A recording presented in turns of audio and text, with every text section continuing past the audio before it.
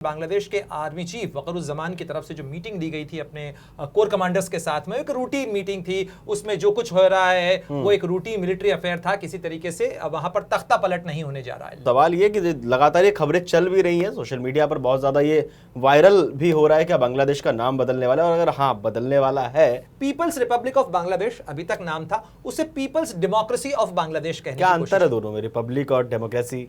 शेख हसीना वापस लौटेंगे कि नहीं लौटेंगे ये अभी तय नहीं है, लेकिन मोहम्मद यूनुस कितने समय तक रहेंगे, रह पाएंगे नहीं रह पाएंगे, इसको लेकर भी बहुत सारे सवाल हैं। नमस्कार, मेरा नाम है मृत्युंजय और आप देख रहे हैं अमर उजाला। मेरे साथ मौजूद है मेरे वरिष्ठ सहयोगी प्रणय उपाध्याय। आज हम जिस खबर पे बात करने वाले हैं, उड़ती उड़ती खबर आप तक भी आई होगी, क्या बांग्लादेश में अब फिर से तख्ता पलट होने वाला है? क्या बांग्लादेश का नाम बदलने वाला है? तो आज दूरबीन लगाकर जानते हैं कि बांग्लादेश में क्या चल रहा है।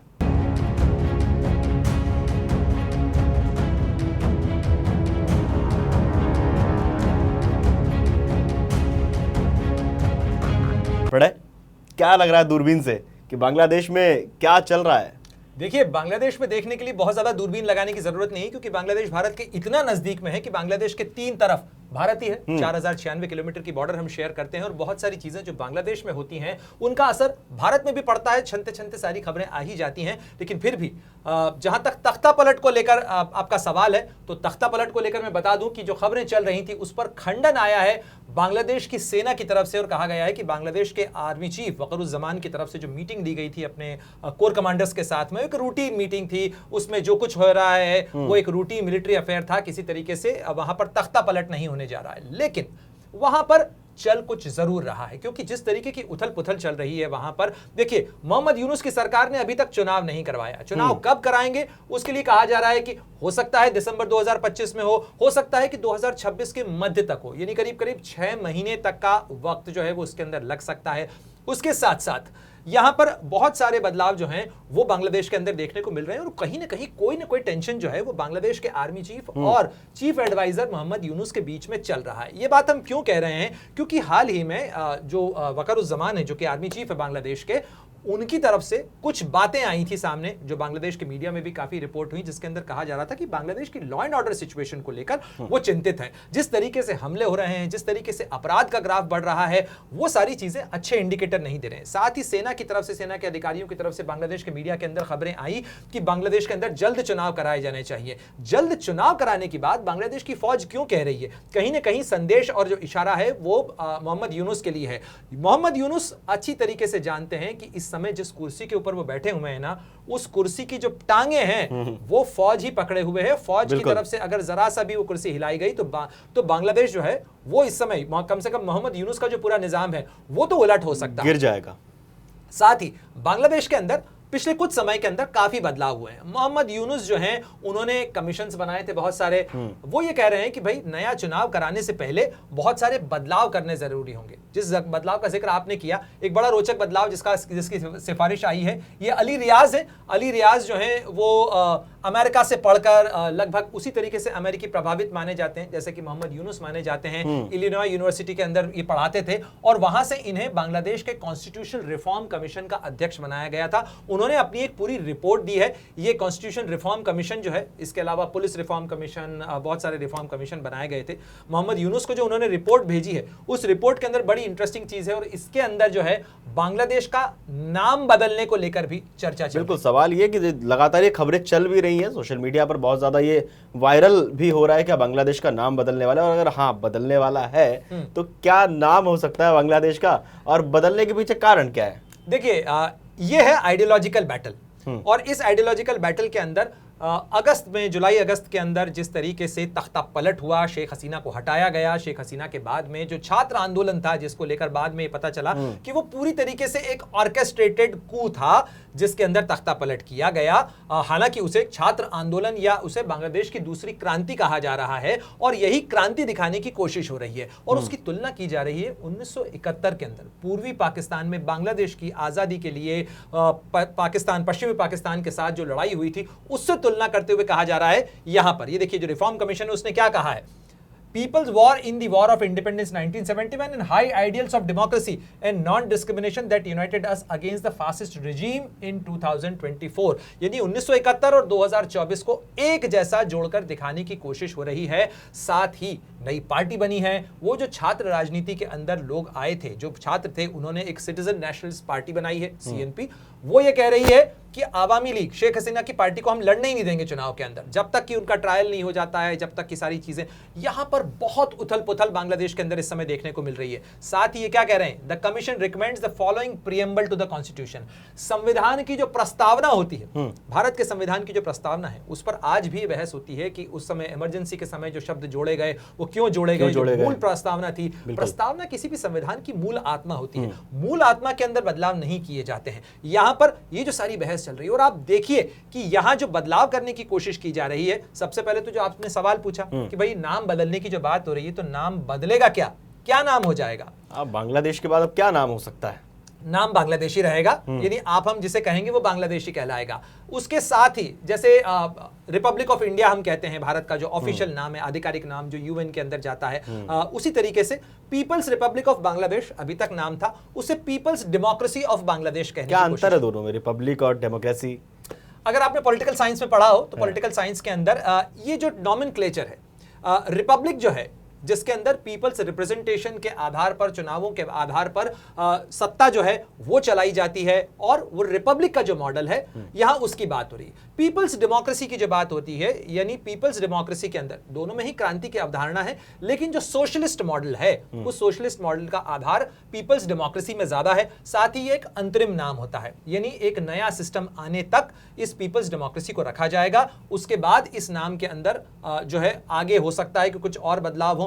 इसको लेकर विरोध हो रहा है। इसको लेकर विरोध कौन कौन कर रहे हैं मृत्युंजय? इसको लेकर विरोध जो है वो बीएनपी यानी आवामी लीग की धुर विरोधी पार्टी जो है बीएनपी, जो कि इससे पहले खालिदा जिया की जो सरकार थी वो बीएनपी की सरकार थी। बीएनपी ने भी कहा है कि भाई संविधान के अंदर बदलाव की इजाजत हम नहीं देते हैं, साथ ही जो बांग्लादेश का नाम है उसको बदलने की इजाजत भी हम नहीं देते हैं। यानी जो लोग अभी तक समर्थन कर रहे थे मोहम्मद यूनुस का, उनकी छात्र राजनीति का, एक बड़ी उथल पुथल इस समय बांग्लादेश की राजनीति के अंदर चल रही है। शेख हसीना तो चली गई, शेख हसीना वापस लौटेंगे कि नहीं लौटेंगे ये अभी तय नहीं है, लेकिन मोहम्मद यूनुस कितने समय तक रहेंगे, रह पाएंगे नहीं रह पाएंगे, इसको लेकर भी बहुत सारे सवाल हैं। और ये सारे सवाल इसलिए खड़े हो रहे हैं क्योंकि बांग्लादेश की राजनीति के अंदर सेना कह रही है हालात वहां गड़बड़ा रहे हैं। ये देखिए पीपल्स डेमोक्रेसी और पीपल्स रिपब्लिक, इनके बीच में जो अंतर है, किस तरीके से नॉमेनक्लेचर के अंतर हैं, ये वहां पर उसका पूरा एक नोट है कि किस तरीके से सिविल वॉर, जैसे पीपल्स रिपब्लिक ऑफ चाइना भी है बांग्लादेश के अंदर, चूंकि जन क्रांति से बांग्लादेश बना था इसलिए उन्होंने पीपल्स रिपब्लिक नाम का इस्तेमाल किया। लेकिन अब ये जो दूसरी क्रांति है, या जिसे दूसरी क्रांति बताया जा रहा है, इसलिए शेख हसीना को हटाने को लेकर जो इतनी सारी कवायद हुई है उसके लिए ये पीपल्स डेमोक्रेसी की बात कही जा रही है। और अब जो नया टकराव है, उस नए टकराव के अंदर ये नाहिद इस्लाम है। ये नाहिद इस्लाम छात्र राजनीति के नेता हैं। ये छात्र राजनीति से निकला हुआ लड़का, ये जो शख्स है जो कि अब बांग्लादेश की राजनीति के अंदर जो नई पार्टी आई है सीएनपी, उसका करता धरता है। और अब वो ये कह रहा है कि हम इन्हें या इनकी पार्टी के किसी शख्स को चुनाव नहीं लड़ने देंगे। यानी आम चुनाव से पहले ही बांग्लादेश में लोकतंत्र जब आंदोलन चल भी रहा था, गला घोटने की जो तैयारी है वो कहीं ना कहीं बांग्लादेश के अंदर शुरू नजर आ रही है। और इन दोनों के बीच के टकराव के साथ साथ जो बीएनपी है जिसने कह दिया है कि भाई संविधान में बदलाव की इजाजत हम नहीं देते हैं।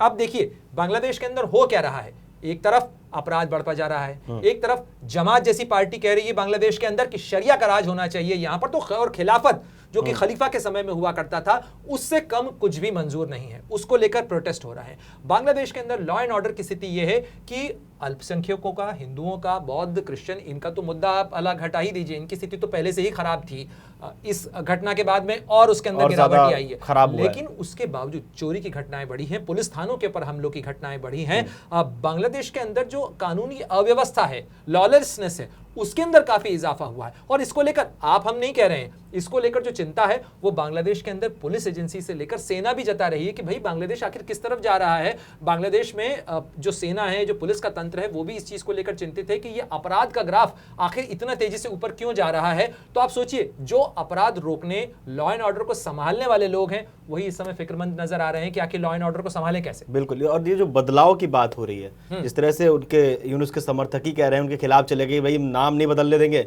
हम संविधान में बिल्कुल छेड़छाड़ नहीं करने देंगे। क्या लग रहा है बदलाव से सुरक्षा एक तो बिल्कुल पूरा अलग मुद्दा है, बांग्लादेश में चल कुछ और रहा है, उठ कुछ और रहा है, मुद्दा कुछ और सामने आ रहा है, सुरक्षा को लेकर क्या कुछ किया गया, ऐसे कुछ खबर सामने आई है अभी? देखिए, बांग्लादेश के अंदर लगातार विरोध प्रदर्शन हो रहे हैं और अब ऐसा हो गया है कि बूढ़े मोहम्मद यूनुस और उनकी जो कमजोर सत्ता है वो इससे पहले तक अमेरिकन जो सपोर्ट था उससे तो चल रही थी, लेकिन अब उसकी जो टांगे हैं वो कहीं ना कहीं थरथरा रही हैं क्योंकि वो बहुत समय तक चला नहीं पाएंगे। दूसरी बात, बांग्लादेश की आर्मी का ये जो शिफ्ट है, इस शिफ्ट के कारण जो है वो कहीं ना कहीं एक असुरक्षा तो बढ़ी है, खासतौर पर ये जो पॉलिटिकल सिस्टम है, क्योंकि अभी भी बांग्लादेश का चुनाव कैसे होगा, बांग्लादेश के अंदर जो चुनावी व्यवस्था है उसके पहले जो बांग्लादेश का, जैसे हमारे यहाँ पर इलेक्शन कमीशन है, बांग्लादेश के अंदर भी एक इलेक्शन कमीशन है, बांग्लादेश के इलेक्शन कमीशन को चुनाव करवाने के लिए जो नेशनल आइडेंटिफिकेशन डेटा है उसकी जरूरत पड़ती है। भाई नागरिक कौन है, चुनाव में मतदान कौन कर सकता है। जो शेख हसीना की सरकार थी उसने जो नेशनल आइडेंटिफिकेशन डिपार्टमेंट था NID, उसको होम मिनिस्ट्री के अंडर में कर दिया था।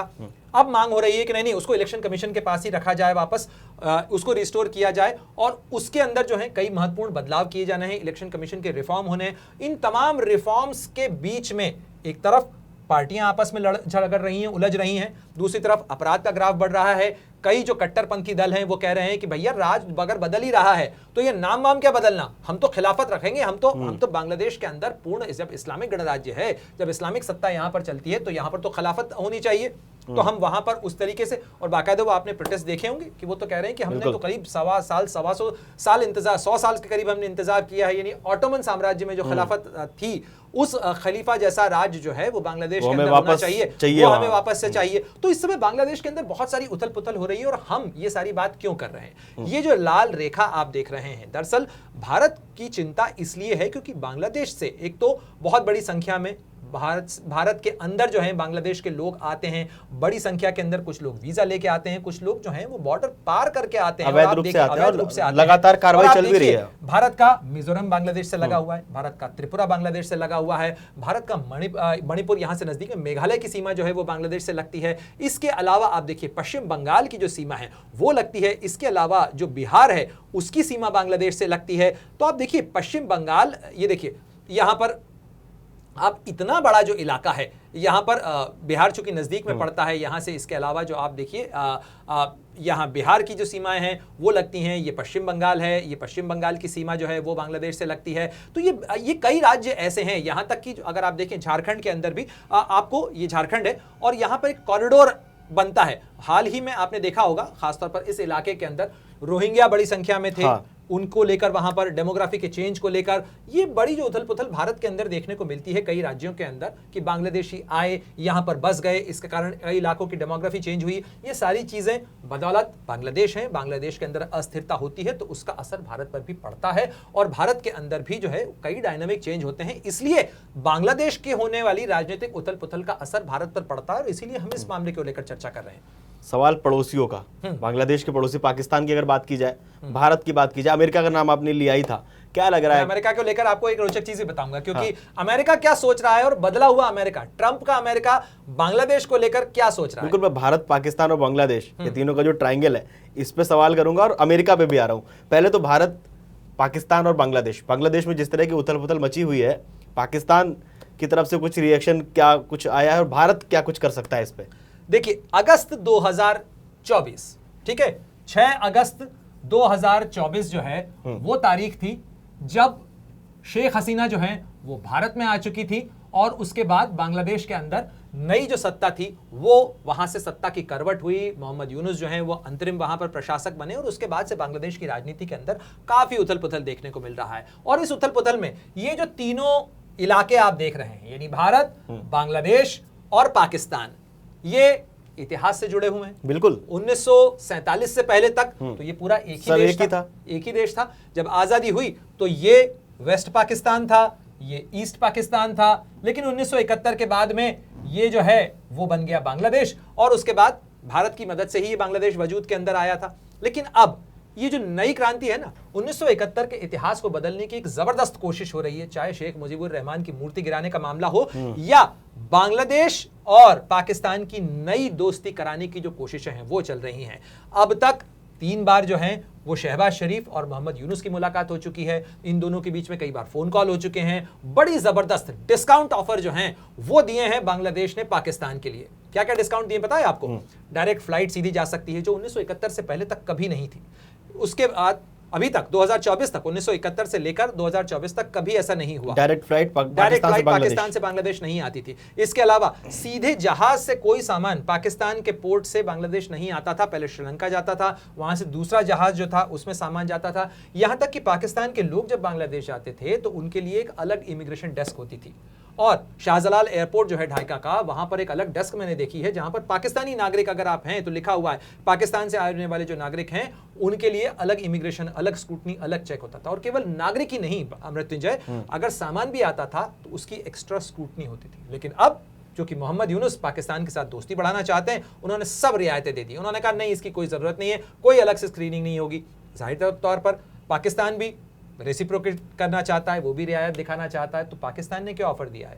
पाकिस्तान ने कहा है कि आपको अब वीजा लेने के लिए ज्यादा परेशान होने की जरूरत नहीं है, ऑनलाइन वीजा है आपके लिए। अच्छा। हम आपके लिए वीजा रियायत देते हैं, बिजनेस करने के लिए आना चाहते हैं, टूरिज्म के लिए पाकिस्तान, हालांकि पाकिस्तान के लिए टूरिज्म की स्थिति कैसी है मैं इस पर टिप्पणी नहीं करना चाहूंगा, दुनिया जानती है। लेकिन फिर भी पाकिस्तान अगर घूमने के लिए बांग्लादेश के लोग आना चाहते हैं तो उनके लिए वीजा रियायतें दी जा रही हैं। कहीं ना कहीं ये दिखाने की कोशिश हो रही है कि जो 1971 की इतिहास यहां पर बदलने की कवायद और कोशिश बांग्लादेश में चल रही है, पाकिस्तान भी उस कोशिश में लगा हुआ है कि 1971 का इतिहास जो है वो मिटा दिया जाए, बदल दिया जाए। जहां पे भारत का सहयोग की बात आती है, जहां पे भारत का नाम आता है, बिल्कुल, तो अब हम बिल्कुल एक नई इबारत लिख देंगे, एक नया इतिहास हम बना देंगे। और उस नए इतिहास की ही तस्वीर है कि पाकिस्तान के आर्मी चीफ और बांग्लादेश के जो सीनियर ऑफिसर्स हैं वो यहां पर साथ में बैठे हुए नजर आ रहे हैं। बांग्लादेश से कई सीनियर मिलिट्री डेलीगेशन हाल के समय में पाकिस्तान गए हैं। बाकायदा एक जॉइंट एक्सरसाइज की बात की जा रही है।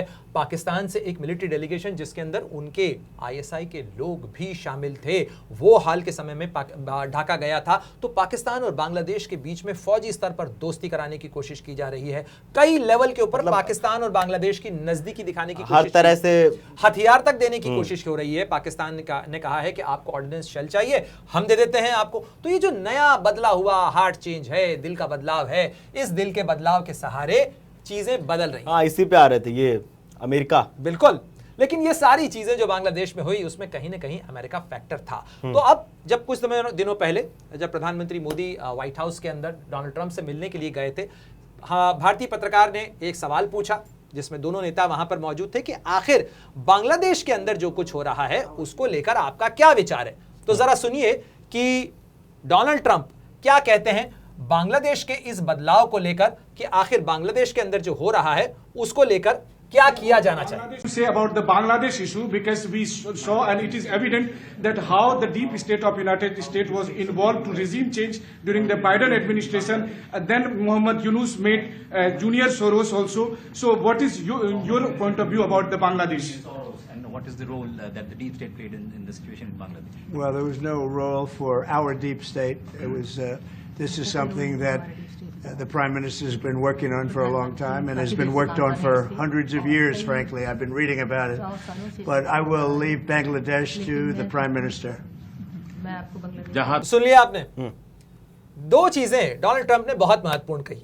उन्होंने अमेरिका के ऊपर इसका इल्जाम नहीं लिया है। उन्होंने कहा है कि देखिए हमारा डीप स्टेट इन्वॉल्व था, नहीं था, मुझे नहीं लगता कि हमारा डीप स्टेट इसके अंदर इन्वॉल्व था। तो एक तरीके से उन्होंने अमेरिकन एडमिनिस्ट्रेशन को तो एक क्लीन चिट दी है। लेकिन बांग्लादेश के मुद्दे को लेकर उन्होंने सीधे सीधे कह दिया है कि भाई बांग्लादेश का मुद्दा जो है वो हमारे लिए वाया भारत के प्रधानमंत्री है, यानी भारत के प्रधानमंत्री की तरफ इशारा करते हुए उन्होंने कहा कि prime minister is dealing with Bangladesh issue and I have been reading, मैं पढ़ रहा हूं इस बारे में कि वो बरसों से इस मुद्दे को लेकर काम कर रहे हैं। तो हमारे लिए बांग्लादेश इज वाया इंडिया, ये बहुत बड़ा स्टेटमेंट है। ये बांग्लादेश के लिए भी एक स्टेटमेंट है, बांग्लादेश के लोगों के लिए भी, बांग्लादेश की पॉलिटिक्स खासतौर पर उसके लिए भी एक स्टेटमेंट था कि अमेरिका का राष्ट्रपति अगर ये सोच रहा है। साथ ही जो उनकी डायरेक्टर ऑफ नेशनल इंटेलिजेंस है तुलसी गबार्ड, जब बांग्लादेश के अंदर आंदोलन भी चल रहा था, बांग्लादेश में हिंदुओं को लेकर जिस तरीके की घटनाएं हुई थी उसको लेकर तुलसी गबार्ड का स्टेटमेंट आया था। उस दौरान अमेरिका में चुनाव से पहले डोनाल्ड ट्रंप का स्टेटमेंट आया था बांग्लादेश में हिंदुओं की स्थिति को लेकर,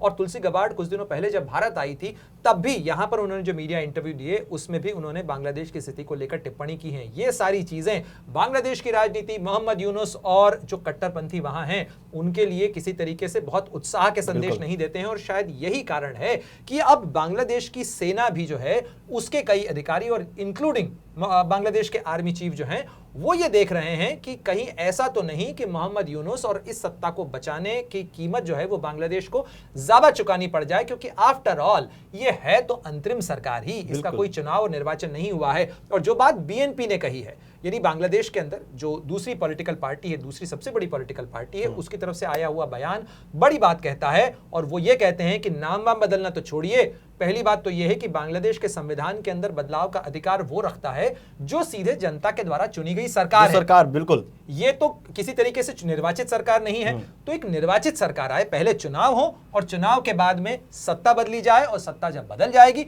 उसके बाद जो नई सरकार है वो तय करे कि आखिर नाम बदलना है, काम बदलना है, करना क्या है फिर, या दाम बदलना है। बिल्कुल। बहुत बहुत धन्यवाद प्रणय आपका। आप लोगों को क्या लगता है बांग्लादेश को लेकर, और ये भारत, बांग्लादेश, पाकिस्तान और अमेरिका में कमेंट करके जरूर बताइएगा, और देखते रहिए अमर उजाला। अगर आप ये वीडियो YouTube पर देख रहे हैं तो हमारे चैनल को सब्सक्राइब कर बेल आइकन दबाएं, और Facebook पर देख रहे हैं तो हमारे पेज को लाइक करें। 8 मिलियन प्लस सब्सक्राइबर, आपके इस भरोसे के लिए बहुत धन्यवाद।